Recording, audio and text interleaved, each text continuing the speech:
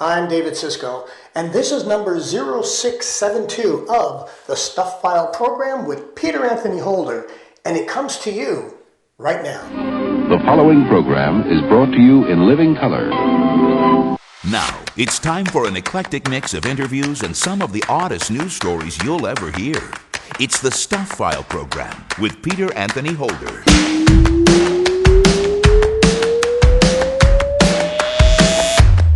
Hey there, hi there, ho there!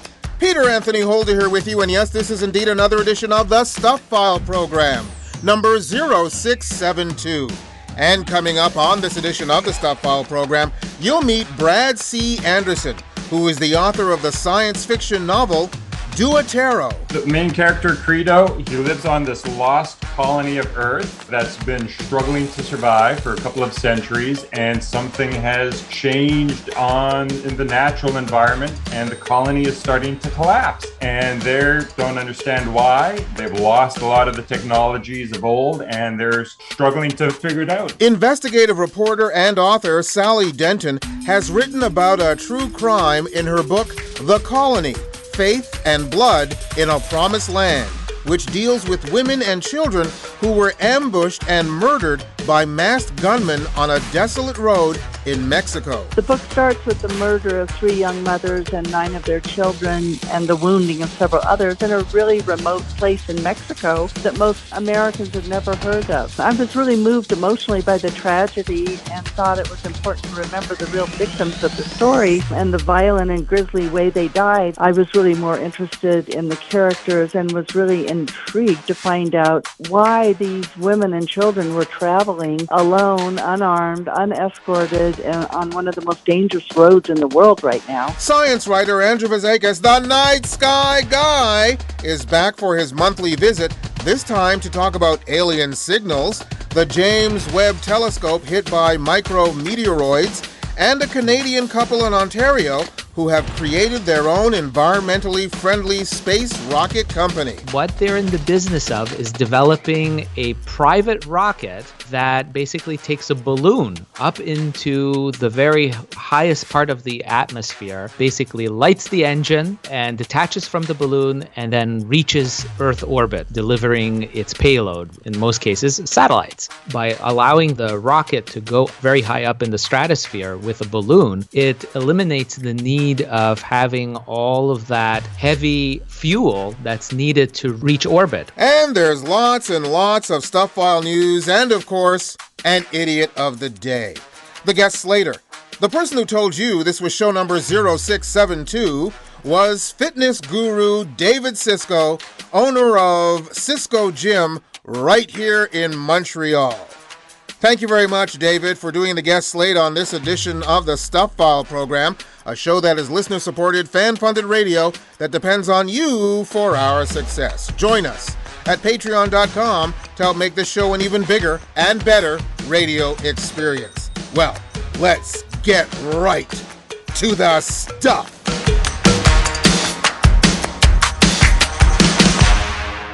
During a flight from Detroit to Denver on June 25th, an unidentified passenger was reprimanded by a flight attendant and other passengers after he airdropped a sexually explicit photo of himself to all of the other passengers. One passenger, at DaddyStrange333, posted a video to TikTok documenting the incident. In the video, the flight attendant asked the man, "Why are you doing that?" "Just having a little fun," he replies. Well, his fun came to an abrupt end when the flight landed and FBI agents escorted him off the plane. A Southwest Airlines spokesperson confirmed that the unfortunate incident occurred and that the airline maintains zero tolerance for this obscene and unacceptable behavior. Well, maybe he overthought an earlier Southwest Airlines motto. You're gonna love our Southwest spirit. Maybe he wanted the airline with the overly friendly skies. And depending upon where you're listening to this show, this past weekend was both Canada Day here and America's 4th of July below the 49th parallel. So again, depending on where you're listening to this and when, happy holidays or belated holidays. One thing that's always appreciated on a holiday like this, are fireworks. Well, drivers on a New Jersey highway got an early unexpected show and hours of delays when a truck carrying a load of fireworks, caught fire. The New Jersey Department of Transportation said the truck's trailer caught fire on southbound Interstate 287 near Exit 14 and Route 22 in Bridgewater.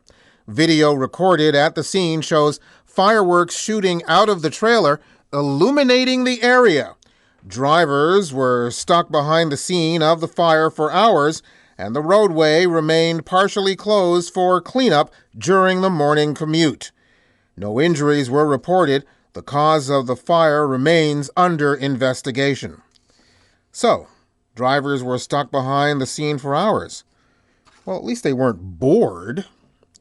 Meanwhile, somebody, perhaps Randy Herring, decided to execute a controlled burn on Herring's hay farm. It didn't stay controlled. So Herring, a former firefighter, tried to stop it. He did not succeed.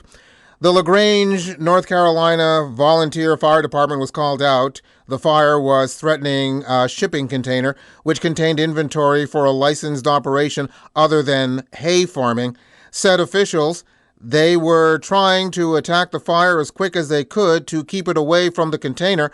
Unfortunately, it just got too hot before they could actually make that attack.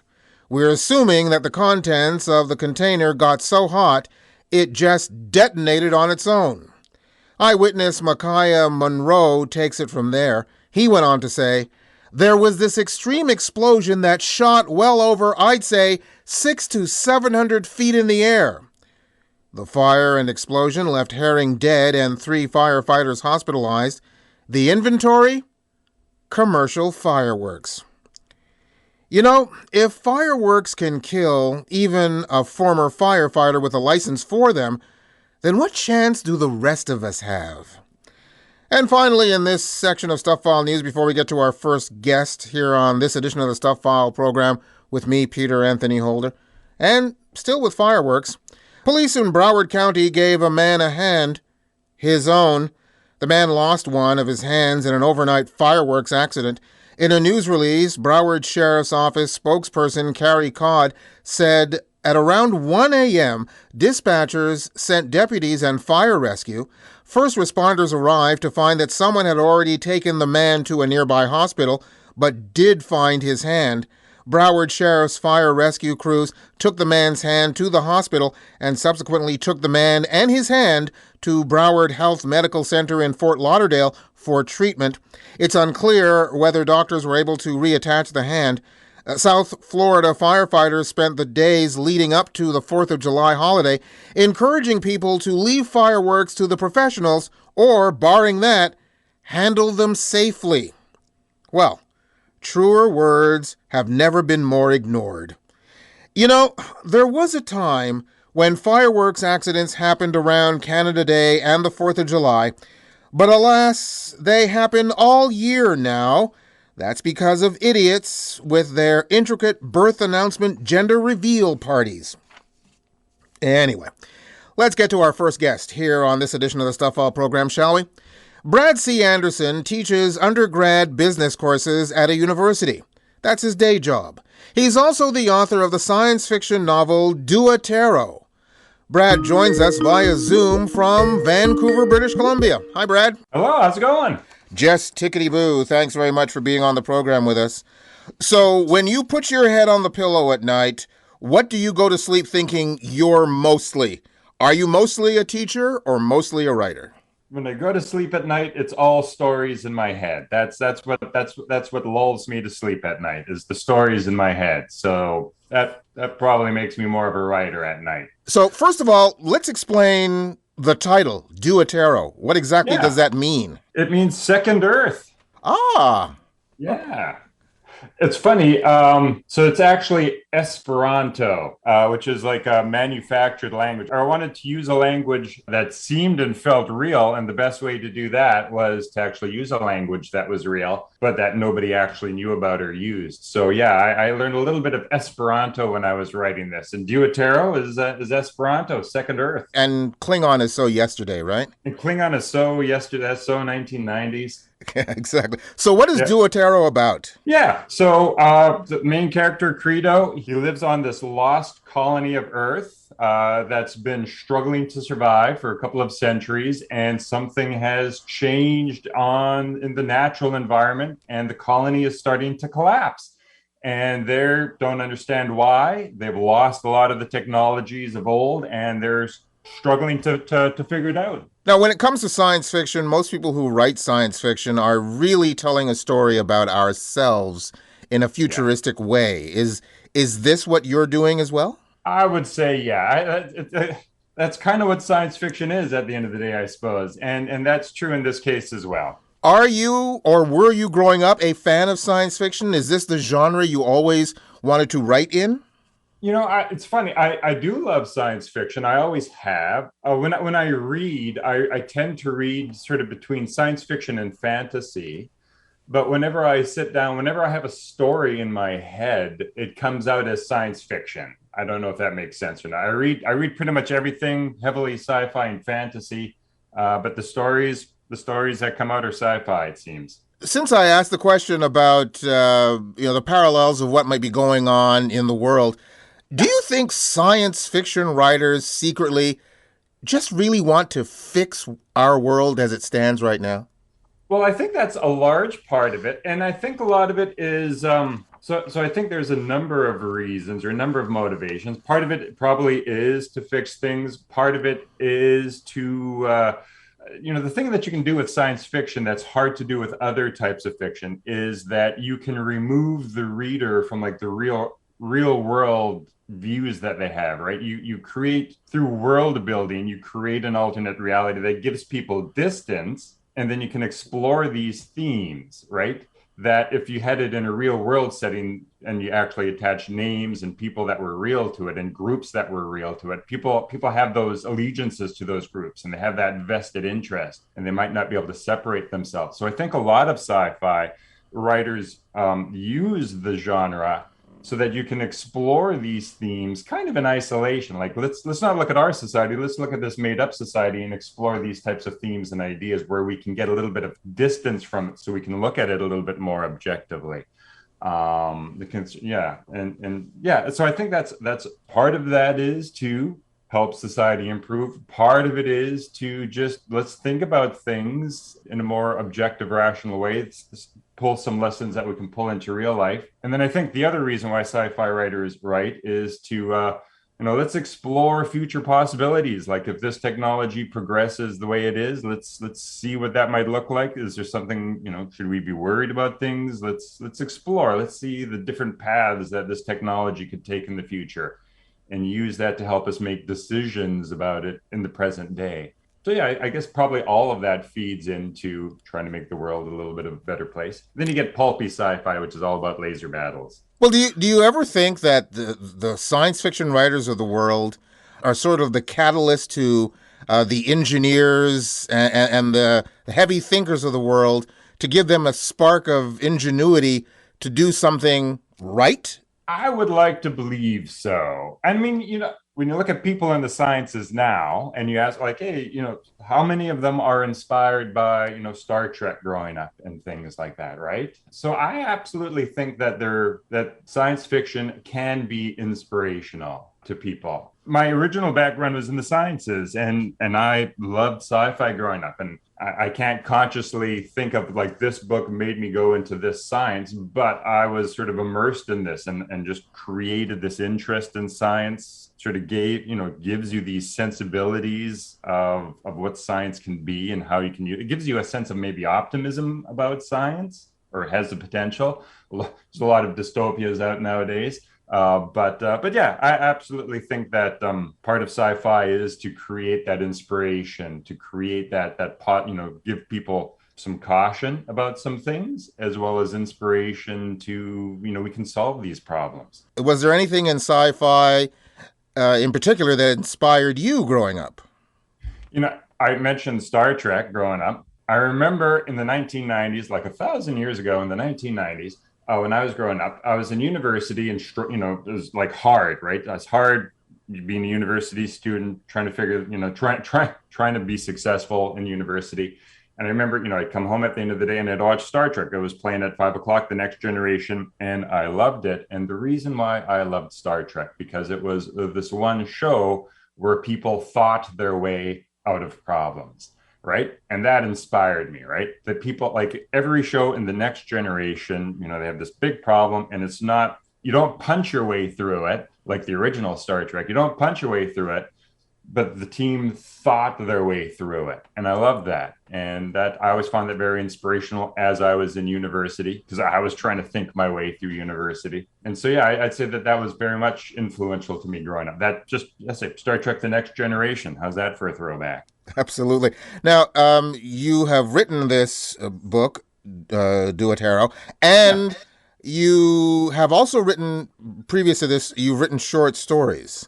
Yeah. Was it a difficult leap to go from short stories to a novel? Is it like, doing a 2K, going to a marathon? It's funny. For me, short stories are almost a bit of a break, right? And so, writing a novel is a massive undertaking. It is huge.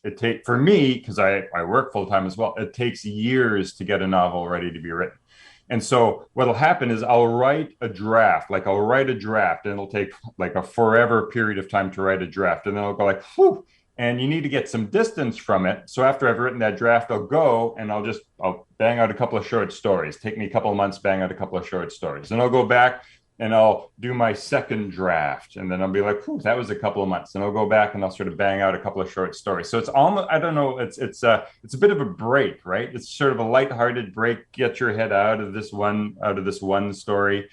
And it gives you that sense of movement and momentum as well. When you're spending years writing a novel and you have nothing to show for it, being able to kind of pop in these little short stories is like, hey, I am doing something.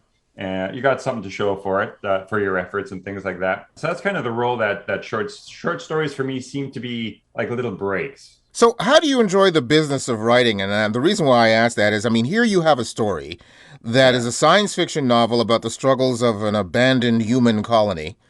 Yeah. And you had a book that was kind of abandoned and orphaned by your original publisher. Oh, right. Yeah.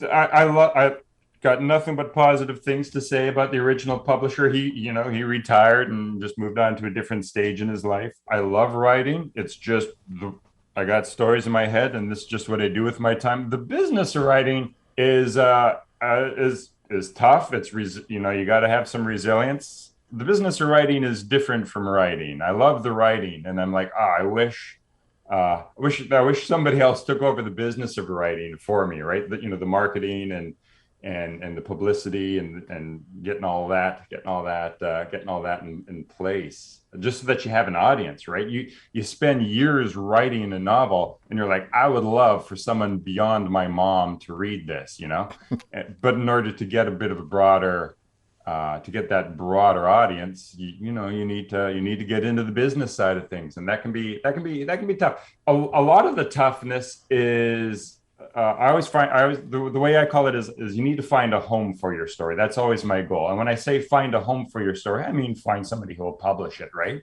And so finding a home for your story, finding somebody who loves your story and wants to publish it and get it out to their audience. There's a lot of, it's like luck and hard work, right? It's there's somebody out there who loves your story in the sea of people, and you got to find that one. You got to find that person, and it's a hunt, and it takes a long time, and it can be relentless, and you get a lot of no thank yous on the way, which kind of beats you down sometimes. But yeah, it's a hunt. It's part of the game. If you want, let's say for me, I want people to read the stories. I'm putting all this time and effort into it. I want people to read my stories. I think they're good stories. I think they're good. I like my stories. That's why I wrote them. So it's just, it's part of the game. It's the thing you have to do. You gotta hunt to find a home for it at the end. And for the record, your mom loves your work, right? She does. Yeah. Excellent. She hasn't disowned me yet. No. For someone who doesn't necessarily enjoy the business side of book writing, and the marketing and publicity of it all, I thank you for taking the time to share with us your story on this show. This is absolutely fun. I love it. This is a joy. I love talking about writing. It's finding it's the process of finding the person who wants to talk about writing. That's hard. When I actually find that person like you, I love it. I'm happy, thrilled to do it. Well, Brad, thank you for being on the program with us. My pleasure. Thank you so much for having me. I love it. And thank you very much. Brad C. Anderson, author of the science fiction novel Duatero. You can go to my website at thestuffile.com to the page for this show, which is show number 0672, and you'll find links to Brad's site, plus links to either Amazon.com or Amazon.ca, where you can order his book directly. You're listening to the Stuff File program with me, Peter Anthony Holder. There's still more guests, more news, and an idiot of the day coming your way on the Stuff File program. Stay tuned. The Stuff File program is a listener-supported, fan-funded radio show that depends on you for our success. Join us at patreon.com to help make this show an even bigger and better radio experience. Sign up and find out about our rewards program. Being a patron doesn't have to be a long-term commitment. There's absolutely no obligation. You could join today and end whenever you'd like, but the time we have your support would be so greatly appreciated. We'd also love to hear your thoughts about the show and even your ideas for rewards. Join us for the ride. Join us at patreon.com/thestufffileprogram. program.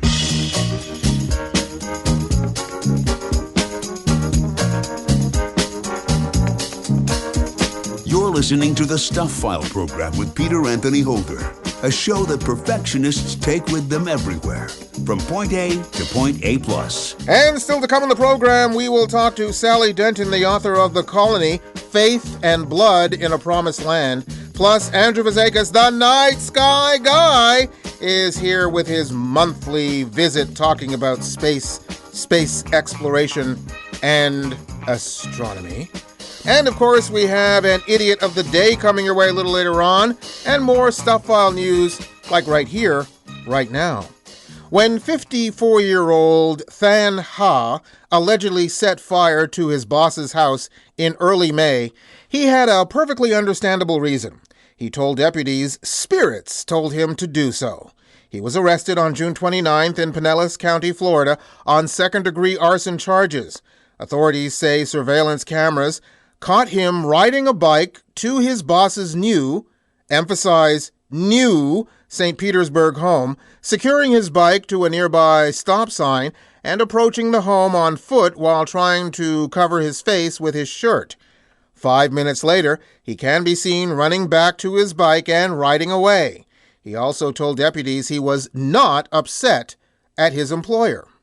Well, I'm going out on a limb to say former employer. I'm also fairly certain that he won't be receiving any glowing job reference statements. The Bridge Bakehouse in Derbyshire, England, received an anonymous letter from a disgruntled member of the local community. The owners believe that the complaint letter was about a sandwich that's been on the menu since last September. It's called the Jesus Christ.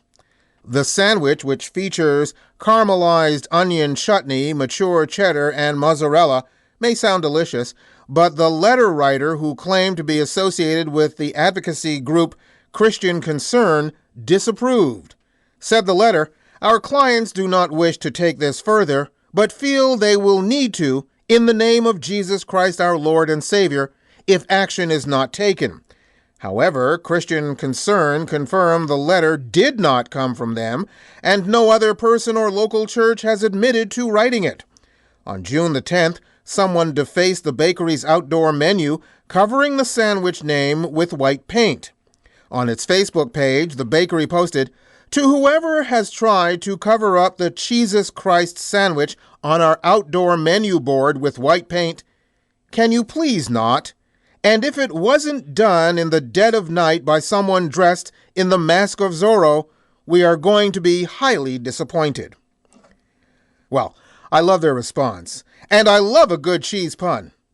Oh, what am I saying? I love a good pun in general.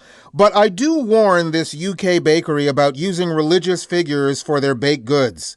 Other than, hot cross buns. It's one thing to pick on Christ, but as recent news items have suggested, it's an entirely different and deadly thing to pick on Muhammad. You know, the rich are different from you and I, or you and me, said the editor to the linguist. Take, for instance, that luxury time spent vacationing in the Hamptons. It's one thing to be there, but for some, it's a torture to get there. The drive to the Hamptons is too much to bear. Oh, quick, get me a Perrier, a motivational cassette, and my fainting couch. New Yorkers who battle weekend traffic to their Long Island enclaves are rushing to urologists for a cure for Hampton's bladder, prostate artery embolization for men, which reduces the size of the prostate, and bladder Botox, which decreases urinary frequency for women. Said Dr. David Schusterman, a Big Apple urologist. They come out to the Hamptons and have to stop 4 or 5 times on the way, but can't find a restroom. When they're in a car with a bunch of people, they're embarrassed because they have to go to the bathroom every hour. I've lost 3 friends because I'm the driver and refuse to stop for them. Wait a minute. This guy's a urologist and knows the reason why people need to pee, but he won't stop? What a cad. Anyway, one happy customer said he's like a kid after the procedure. There's no dread now. Ah, the pee-pee perplexity of the posh and powerful. I guess an empty water bottle is out of the question, even if it's bedazzled. And finally, in this section of Stuff File News, before we get to our next guest here in this edition of the Stuff File program with me, Peter Anthony Holder, sheriff's dispatchers in Stafford County, Virginia, got a tip. 52-year-old Troy Longwell, who had warrants for his arrest, was at a beauty shop in a Stafford shopping center. The caller also warned that Longwell is likely to try to run and hide. Deputies confirmed Longwell had active warrants, 7 of them, and surrounded the shopping center. Sure enough, when they went into the beauty shop, they discovered a ceiling tile was askew and could see a leg. They ordered him to surrender, but Longwell moved toward the next storefront. That happens to be a church with a service in progress. Deputies rushed to the church where Longwell had dropped out of the ceiling into a room behind the sanctuary and tried to escape through a door. That didn't work. It led to the sanctuary where he was quickly taken into custody. Ah, the Lord works in mysterious ways. Amen. The irony of this story is he was captured in a church sanctuary. I believe it was Buddha who said, "Do not look for a sanctuary in anyone except yourself." And with that, let's get to our second guest here in this edition of the Stuff File program with me, Peter Anthony Holder. Investigative reporter and author Sally Denton has written the true crime novel The Colony, Faith and Blood in a Promised Land. It deals with a caravan of women and children who were ambushed by masked gunmen on a desolate stretch of road in northern Mexico. Sally Denton joins us on the line from Santa Fe, New Mexico. Hi, Sally. Hi, thanks for having me. Thanks for being on the program with us. Now, someone like yourself who is an investigative reporter, what is it? Unfortunately, there are sad stories that are filling the pages of true crime these days. What is it about this particular story that got your attention? This is my 9th book. I write. It's not a novel, by the way. It's a true narrative, nonfiction. But right. The book starts with the murder of 3 young mothers and 9 of their children, and the wounding of several others in a really remote place in Mexico that most Americans have never heard of, northern Mexico in the state of Sonora. And I was really moved emotionally by the tragedy and thought it was important to remember the real victims of the story and the violent and grisly way they died, and not just, who was behind it. I was really more interested in the characters and was really intrigued to find out why these women and children were traveling alone, unarmed, unescorted, and on one of the most dangerous roads in the world right now, where there's a cartel war going on. And I just was wondering, they were all from 2 Mormon fundamentalist polygamous colonies, and I wondered where the men were. It's an interesting point indeed, but you mentioned why they were on that particular road that is very, very dangerous. Let's dissect that into 2 parts. One is, why is that road very dangerous? What exactly is going on there that makes it such a dangerous place to trek? Yeah, this is one of the roads from Chihuahua and Sonora, one of the main roads into the United States from Mexico, which is a main route for drug trafficking and gun trafficking going south from the United States and drug trafficking going north from Mexico, and also human trafficking. But it's there was at the time of the massacre, which was November 4th, 2019. There was a massive war being fought between rival cartels because El Chapo, Joaquin Guzman, El Chapo, had just been incarcerated finally tried and convicted in the United States, and he was the kingpin of the Sinaloa cartel for decades and was in control of that region, of all of the drug trafficking and transportation. And he had just been convicted and jailed in the United States in the Supermax. So there were a lot of factions fighting with each other for control of this, not just the transportation routes, but this is also where much of the methamphetamines are produced, where the opium, the poppies are grown, where the marijuana is grown. It's a transshipment point for the largest international narcotic syndicate in the world. So it's not a jaunt from, as it would be here, from Santa Fe to Albuquerque. This is a very dangerous place. And the Mormon colonies, that one in Sonora and one in Chihuahua, had been warned just the night before that the road should not be transversed. And yet you have these 3 women and 14 innocent children barreling down this dirty dirt remote road, and with no support from the men in the colony. And it was just such a mystery to me. I was intrigued and determined to get to the bottom of all of the forces at work. Those who did the ambushing, were they just shooting at anyone who traveled on that road, or did they know who they were shooting at? They knew exactly who they were shooting at. That's the one thing that was very clear from the start. Even the LeBaron family, this is about a clan named LeBaron, they knew that they were targeted. This was not a case of mistaken identity. As I said, they had been warned the night before. This is not something wrong place at the wrong time. They were sending a strong message. They had between, some reports are 50, some reports up to 100 sicarios, gunmen with automatic weapons and even a propelled rocket launcher. They attacked one of the cars and burned everybody in it alive. So this was a strong message sent to the Klan. So what I did is dive into the various forces behind that, who had an axe to grind with the LeBarons and why. I was about to ask, why were they targeted? Well, it's, there's been 50 people arrested in Mexico. Nobody's gone to trial. No one's been convicted or incarcerated, and which is not atypical for Mexico.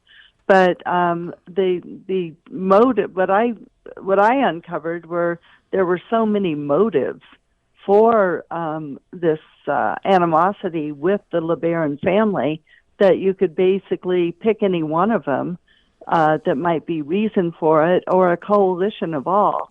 The family has been exploiting the resources down there, the water necessary for not only their very profitable nut farms, but also, and their own agriculture, but also the water is necessary for manufacturing meth, for growing poppies, for watering the avocado fields, and for the agave for tequila. There's a lot of interest at stake here, and I delve into all of them and why the LeBarons are such easy targets for those indigenous and Mexican neighbors who feel that they've been exploited by the LeBarons' appropriation of their water. You also alluded to the fact that these were women who were from the LDS Church, and the men were not with them. Do we know why they weren't? Well, no, and to clarify, they're not from the mainstream LDS, Church of Jesus Christ of Latter-day Saints. These are members. They broke away from them, right? Yeah, it's Yeah. a polygamous offshoot that actually broke away in the 1800s. Their forebears have been in this part of Mexico since the 1890s. So they go, way back and have been there for generations. All of the husbands were in the United States at the time. Some were working in the oil fields, and some are in drywall, some are in construction. But that's basically what I am looking at, and what I really wanted to know more than anything is, where are the men? This is a patriarchal society where the women are in complete servitude. It's a faith-based colony in which women are basically the second-class citizens to the patriarchal men who are they can only get to heaven through the men who receive divine guidance, so there it just seemed like, what, obviously you can't compare that situation to what we're used to in the United States, even as far as jurisprudence. But you can ask, what husband allows their wife and small children to travel alone out into this, where there's essentially a war zone? This was such a heinous crime and a brutal crime. And sometimes when these things take place, changes happen. Is this still a dangerous piece of road? In other words, is this still, sad to say, business as usual when it comes to how dangerous this particular journey would be for anyone who took it? I think it's very dangerous in Mexico, in that area right now. They were not the first people to be killed. This was unusual that this clan was targeted in this way. But there were, just in last week, or in the last in recent days, a murder of a couple of priests in the same, not far from the same location.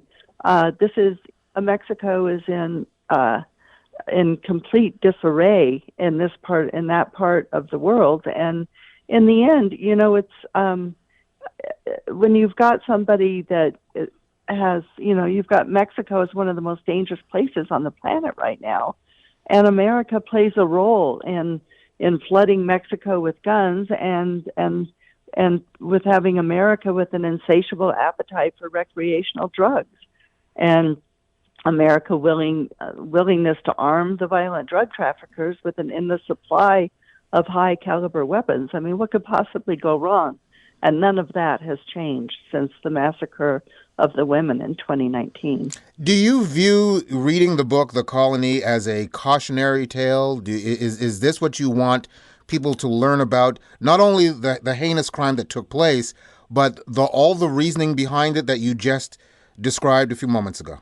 Absolutely. I think that's why that was my goal in writing the book, that it is a cautionary tale about the level of violence taking place that most Americans don't know or think about, which is really just across the border. We're talking about a few miles from New Mexico and Arizona and Texas, and it's very much a cautionary tale of and very timely.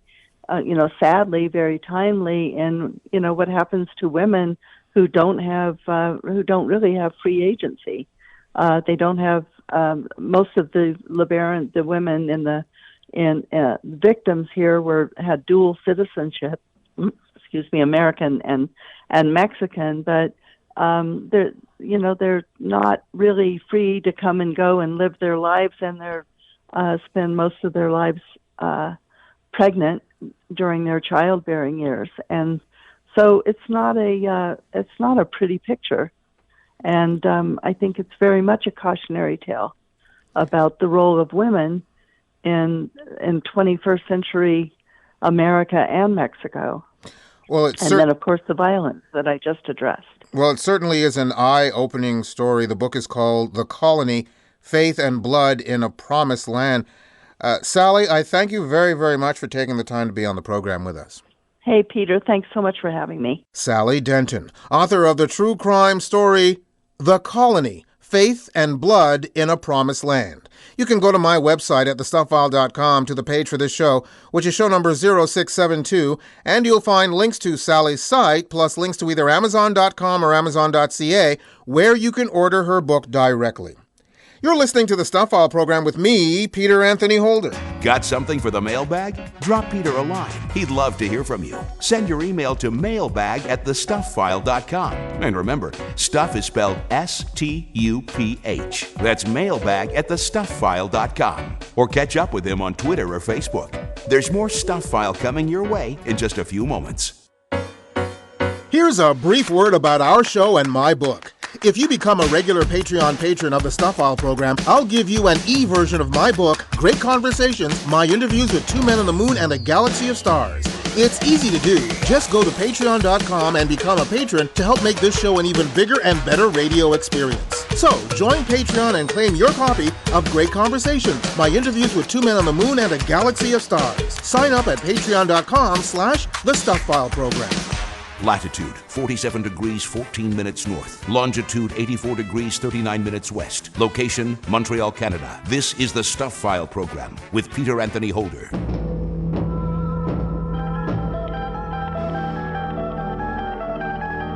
Now, the Stuff File presents Andrew Fazekas, the Night Sky Guy. It's radio that's out of this world. Andrew Fazekas, the Night Sky Guy, is a member of the Royal Astronomical Society of Canada and the author of National Geographic's Backyard Guide to the Night Sky.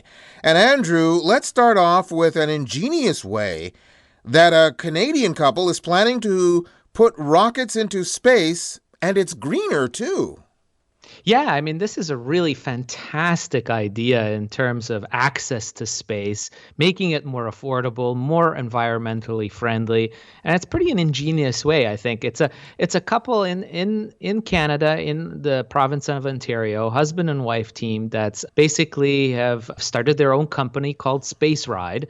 What they're in the business of is developing a private rocket that basically takes a balloon up into the very highest part of the atmosphere and basically lights the engine and detaches from the balloon and then reaches Earth orbit, reaches space, delivering its payload, in most cases, delivering satellites. And what's really cool is that, and what makes this, a whole order of magnitude cheaper, is that by allowing the rocket to go up in very high up in the stratosphere with a balloon, it eliminates the need of having all of that heavy fuel that's needed to reach orbit. So by going up into the higher stratosphere where the Earth, not the gravitational pull itself, but the thickness of the atmosphere is so much less, it's much easier to enter Earth orbit and delivering those payloads. So this could be a big game changer. Their hope is that they would be able to deliver small satellites. We're talking, the CubeSats and smaller, but then eventually being able to have the ability to go to the moon, delivering things into lunar orbit, as that's a big thing. And what's really cool too is they're getting the backing of the Canadian Space Agency. That's the official, federal agency of space. And they're putting up money and they're helping them, making the connections that they need and getting the brain trust needed to build these rockets. The thing I found fascinating about it was it's such an environmentally friendly way of going into space. And because the costs were minimal as compared to the other ways of getting to space now, it gave the opportunity of smaller entities to be able to get their payloads into space at a cheaper price that was more affordable and more an economical situation than they could have done with any of the other space agencies that are out there right now.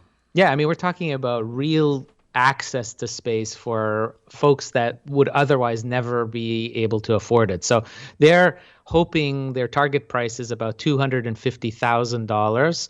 And with that, you could put up into Earth orbit something the size of a bread box or like a small fridge, a mini fridge size satellite. It's really neat. I mean, because now you're talking about universities being able to get involved, small companies. It really is a game changer. Of course, the downside of all of this is the fact that because it becomes something that is economical, the amount of space garbage that will be up there will be astronomical in a period of time. I mean, we might reach a point where we won't be able to see the sun and the stars and the moon. Yeah, I mean, there's good points to this, but bad point. And the bad points are, could we have a flurry of satellites? And it's happening already, Peter. We're already seeing that with SpaceX, for instance, putting up all those internet satellites, and they're gunning for up to 60,000 satellites, just that one company that'll broaden internet access. But if you're thinking about, lowering the cost like this, yes, it's just going to open the doors to more. And so that brings about that whole question of what kind of regulations should there be to make sure that these satellites can be deorbited and, declutter the Earth environment. We need to make sure this is something. Right now it's kind of like the Wild West. So we have to think about that, I think, in the coming decade. Absolutely. Now let's go on to alien signals. This was in the news a little while ago about the idea of radio signals coming from space. But there's also the possibility, as they say in the old horror movies, the call is coming from inside the house. That's right. So a lot of the buzz that's making the rounds about potentially extraterrestrial civilization communicating with us is coming from China. China has built the largest radio telescope. Now it's about 500 meters across. It's called the Aperture Spherical Radio Telescope, or the acronym is FAST. And it's enormous. It's taken the title away from the Arecibo radio telescope in Puerto Rico. That was featured, by the way, in that well-known Hollywood movie Contact with Jodie Foster. It was also featured in a James Bond movie. James Bond movie, exactly. Yeah. So it's a pretty famous telescope, even through Hollywood. So a lot of people know this design of using basically the natural geography, in this case, a valley between mountains, as a natural dish to build the spherical dish in these valleys, and that's what's happened in southwestern China. And so this giant 500-meter radio telescope has been in action, put into service just only the last 3 years, and they've been picking up some interesting signals. In fact, they've identified 4 anonymous signals that they're not really sure exactly where they're coming from.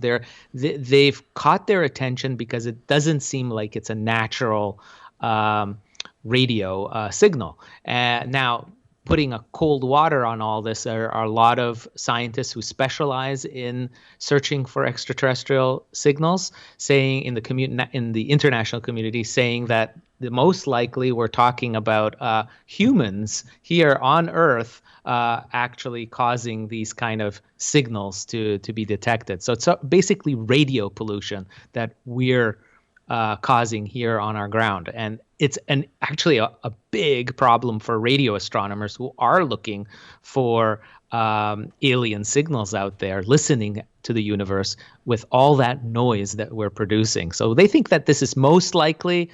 That's what we're talking about. They're going to be doing follow-up work about these signals. This telescope is designed to be is listening to very distant planets, exoplanets, planets that whirl around other stars other than our sun, and they've picked some candidate planets to listen in on where it could be habitable, many light years away. But right now, the signals that got all this attention, most likely it's from radio pollution right here in our own backyard. I happen to think that it's just old episodes of Dr. Demento, but that's just me. That's right, old TV signals. Yeah. The other thing that I want to talk about, the last thing we have a time to discuss here, is the latest was from the James Webb Telescope, and the fact that it's been hit by micrometeoroids.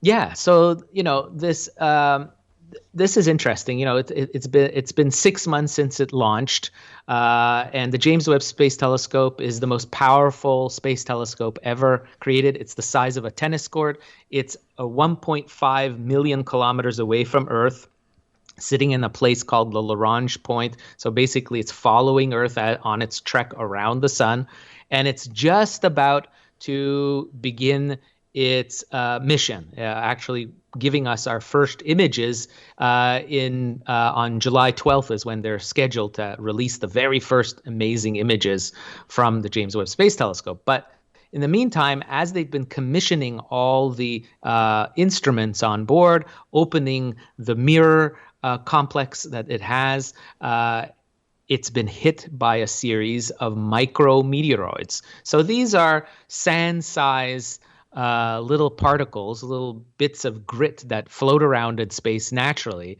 and they've hit the mirrors on the telescope. And these impacts happened mostly in the month of May, and they're not worried about this because they kind of factored in this whole process of being hit by micrometeoroids when they were building the telescope. They actually tested in laboratories here on Earth samples of the mirror, the gold-plated mirrors, what effect it would have being punctured by these little sand grain-sized particles. And it turns out it's okay. There's nothing to panic about because it's not expected to suffer any serious kind of effects in terms of the science that it's going to produce, and the quality of the images aren't going to be affected. But it kind of is telling that these meteorites happened within the first 6 months. I mean, this telescope is designed to be there for at least a decade. And here we are, and before even everything is turned on, it's already been hit by some micrometeoroids. So some folks are a little bit concerned about, what's going to happen moving forward or the course of the next few years of how many of these impacts will it be actually suffering. So nothing to see here, nothing to be concerned about. It's not like, Bennu's coming. No, Bennu, don't worry, Peter. We're still safe from Bennu. And maybe James Webb will get a good view of it, by the way. So yeah, all that the James Webb Telescope will do as far as Bennu's concerned is just to let us know when it's going to hit. And by that time, when we see it, it'll be too late. You're such an optimist. My goodness. Peter. Anyway, Andrew, thank you very, very much for being on the program with us once again. Always a joy and treat to have you on the show.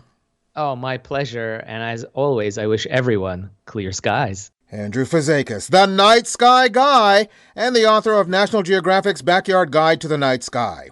You can check out his website at thenightskyguy.com. You can go to my website at thestuffile.com to the page for this show, which is show number 0672, and you'll find links to Andrew's site, plus links to either Amazon.com or Amazon.ca, where you can order his book directly. You're listening to the Stuff File program with me, Peter Anthony Holder. We do indeed have an Idiot of the Day coming your way, but I have a couple more Stuff File news stories to share with you right here, right now. 2 Indian women were busted in Bangkok's main airport, allegedly trying to smuggle 109 live animals in their luggage, including snakes, armadillos, porcupines, and turtles. The wild discovery was made when X-ray machines detected suspicious items inside 2 suitcases. When security officials opened the bags, they found 50 lizards, 20 snakes, 2 white porcupines, 2 armadillos, and 35 turtles. The luggage containing the creepy-crawly contraband belonged to 38-year-old Nathia Raja and 24-year-old Zakiel Sultana Ibrahim, who were traveling to the Indian city of Chennai. Both women were detained and charged with violating the country's Wildlife Conservation and Protection Act. The agency did not say what the suspects were planning to do with the critters. I'm just marveling at the moxie of those 2 trying to smuggle so many animals, including 2 porcupines. You have to be creative to smuggle porcupines. Also, could you imagine if Noah had to go through customs? Yeah. Colombian cyclist Luis Carlos Chia won a stage of a major Colombian race on June the 5th and threw his arms out wide to celebrate after crossing the finish line. But he was immediately forced to grab the handlebars again in an attempt to avoid hitting a group of photographers, among whom was his wife, Claudia Roncancillo. Chia struck his wife with his bike, knocking her to the ground where she lay unconscious as medical staff attended to her. Said Chia after the accident, "I don't understand why she didn't get out of the way." Nice hubby response. Roncancillo needed 4 stitches and was kept under observation in a local hospital, but she is reportedly recovering. Methinks that someone will be sleeping on the couch. A 44-year-old Florida woman brought her infant grandchild along with a stash of cocaine and heroin to a recent prison visit, but guards searching visitors at the DeSoto Correctional Institution found nearly 100 grams of drugs during the jail's check-in process. DeSoto County Sheriff's deputies arrested the woman. Then a canine named Liberty conducted a free air sniff of her car, where an additional 687 grams of cocaine and heroin were located, alongside a baby car seat and other essentials. The baby was turned over to the Florida Department of Children and Families. The woman was charged with trafficking in heroin and cocaine, introduction of contraband into a correctional facility, child abuse and neglect, and possession of drug paraphernalia. Not exactly the grandmother of the year. I'm curious to know what the parents of said infant have to say about this, assuming that one of the parents was not the person she was actually visiting in prison. At press time, we don't actually know that yet. Also, notice that I said that she was bringing in nearly 100 grams into the prison, and there were 687 grams in her car, instead of saying 3.5 ounces and 24 ounces respectively. That's because I know that in the United States, unlike in the rest of the world, the one time the Americans are even aware of the existence of the metric system is when illegal drugs are involved. And boys and girls, it's that moment you've all been waiting for. It's time now for the Idiot of the Day. And now it's time for the strange things adults do. The Stuff File presents the Idiot of the Day. A man was arrested after attempting to shoplift 11 cases of beer from a Safeway store in Seattle, Washington. At about 9:38 a.m. on June 27th, officers responded to a report of a man walking into a Safeway with his own cart. The man loaded 11 cases of beer onto his cart and attempted to leave the store. A security guard confronted the man, but the man told the guard if he didn't get by, the guard would be pepper sprayed. The security guard backed off and the man left the store without paying for the beer. You know this sounds like a perfect crime, right? Guy gets away with 11 cases of beer. But wait, when officers arrived, they found the man across the street attempting to get on a city bus. He was arrested for robbery. Now, why, oh why, would you think you could simply get on a city bus with 11 cases of stolen beer?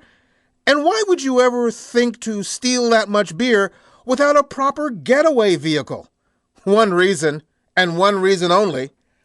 You're an idiot! Gee, I'm only a kid, but even I know you're an idiot. And that's it for this edition of the Stuff File program, number 0672. Hope you enjoyed it. The website is thestuffile.com, and once again, stuff is spelled S-T-U-P-H, where you'll find information and links on all of our guests by going to the weekly Stuff File page. Just look for the corresponding program number, and once again, that's 0672. Email me at peter@thestufffile.com. You can also find me on Facebook and Twitter as PA Holder, and don't forget to check us out on patreon.com, where you can become a patron of the program.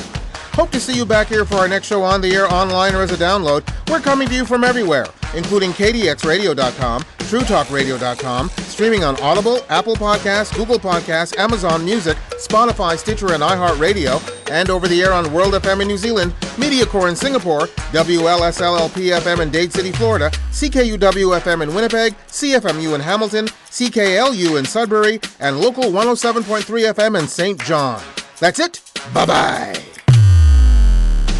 You've been listening to the Stuff File program with Peter Anthony Holder, a presentation of Flying Fish Communications.